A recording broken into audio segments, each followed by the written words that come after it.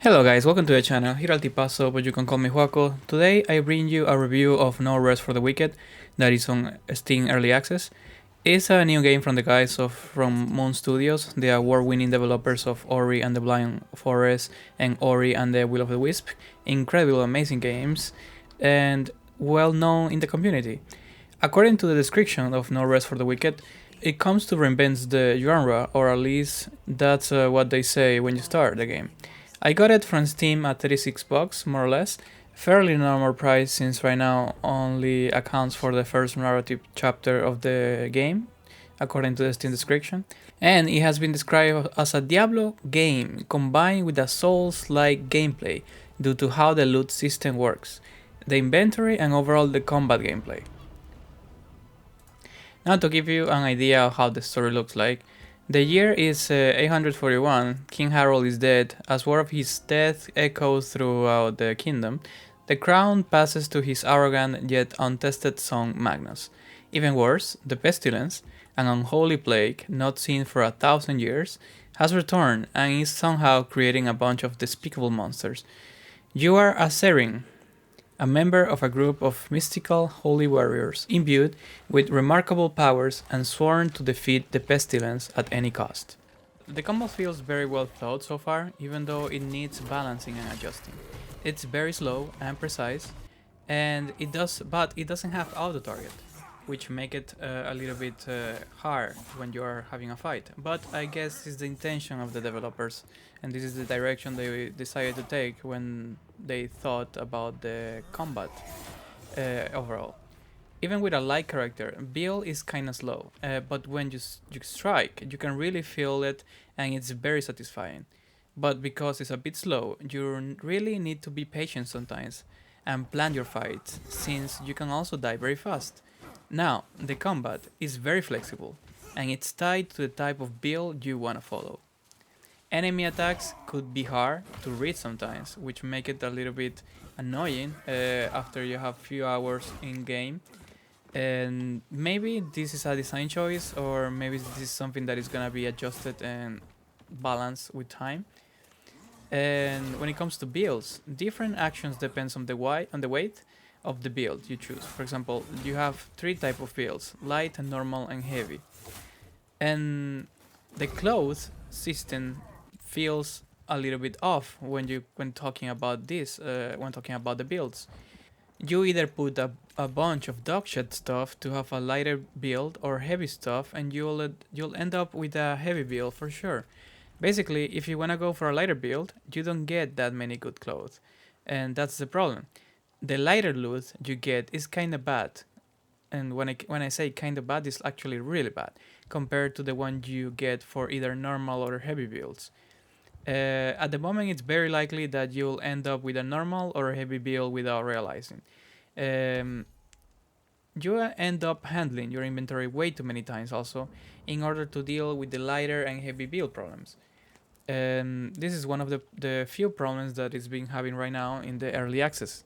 It's being worked by the developers, that's for sure, and they have been very attentive, and they released already a build addressing some of these problems. Now, when it comes to the RPG aspect of the game, the points that you spend on your character are locked currently for the build you choose at the moment. There is no respect option for changing your build for another one. You are tied to the type of build you build, so you need to create another character, which is a bit annoying. Maybe it's gonna be patched or added in the future, but for sure it's being worked at the moment by the developers. They addressed this in one of the updates already. But again, this is an early access game, so leaving those things aside, it has many pros, and I'm pretty sure that these issues I mentioned are gonna get fixed, and then it's gonna be even better. When it comes to the combat, the parry, it's very tricky, but when you get it, it's very satisfying. But overall, it's very finicky at the moment. It doesn't feel reliable, so you end up using or overusing the dodge. The game gives you a little bit of stealth, but there is no enemy prediction meter at the moment, Maybe it's something that is gonna be added in the future. It could be really cool having a dexterity slash stealth build. Now you can stealth kill, you can even shimmy on walls and some ledges, but it's really hard to say when you can use it. Now, when you start playing the game, you can tell that it's built to be very skill intensive in some areas. The game is challenging in general, but because of it, it feels very satisfying when you get the combat down. And yes, you'll probably end up practicing different weapons and builds, enemy patterns, etc. But there is a very annoying issue with the weapon durability system at the moment. It's a pain having to come back to the town blacksmith and hope you have enough money.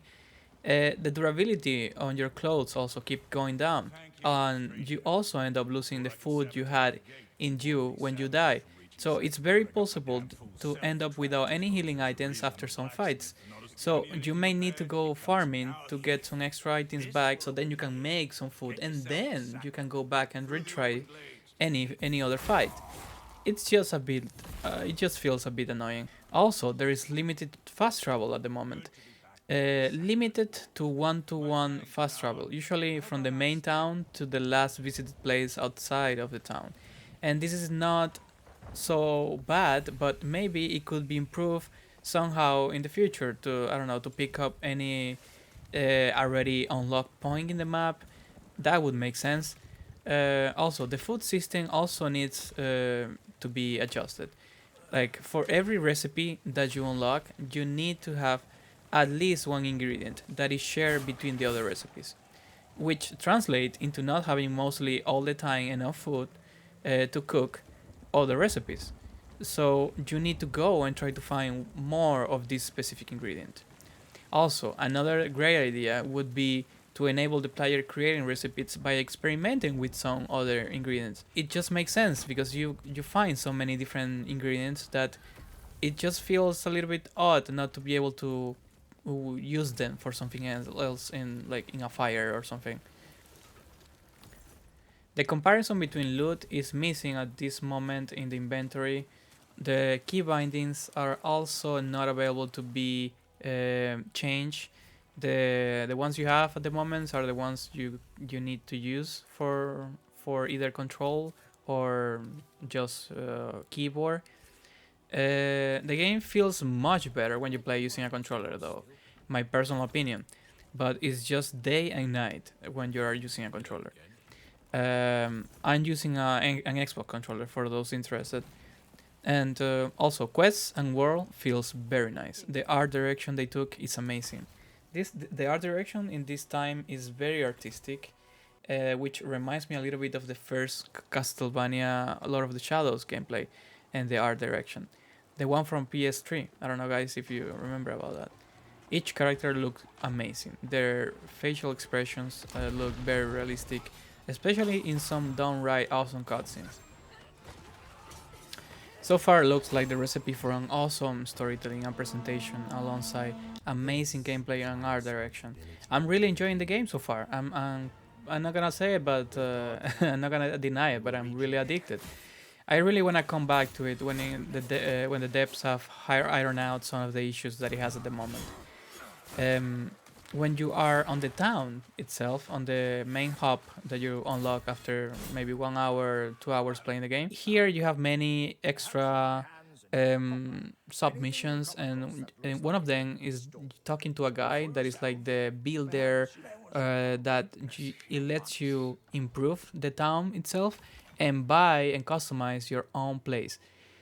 Um, but also, like I mentioned before, there seems to be some people having performance issues, but it's being addressed. They are being addressed at the moment by the devs. Actually, they have already released this week one big update addressing some of the issues. But those are to be expected since we are still are on early access. The items though feel very useful overall if we leave apart the issue with the junk loot for lighter builds. I would say that if you really want to play the game, you can go ahead and give it a try. It definitely worked for me. But if you feel that you are not that sold yet, you could just wait for a while and wait for some additional updates and fixes from the devs and then try it when it's on a better place. Now, the devs also mentioned something about how is this full version planned to differ from the early version that we are at the moment.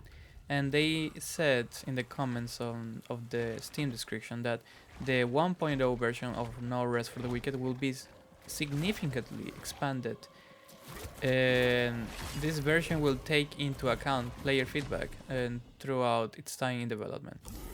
There are some features that are upcoming that are included prior to the 1.0 release, and those are multiplayer. There is gonna be 4-player co-op, there is gonna be PvP, they are gonna expand the story content and chapters, there is gonna add additional map regions, there is gonna be farming, more weapons, armor, rare items and gear, new enemies and bosses also. There is a lot of stuff that need fixing, obviously. Reported performance issues, balancing and adjusting. So, maybe wait for the finishing game, maybe wait for the 1.0 release. Anyways, if you are waiting, or maybe you only play on console and you are excited about No Rest for the Wicked, don't wait and reach out to me on the comments, Twitter or Instagram. I'll be happy to hear your thoughts, and as always, like and subscribe because video games. Peace.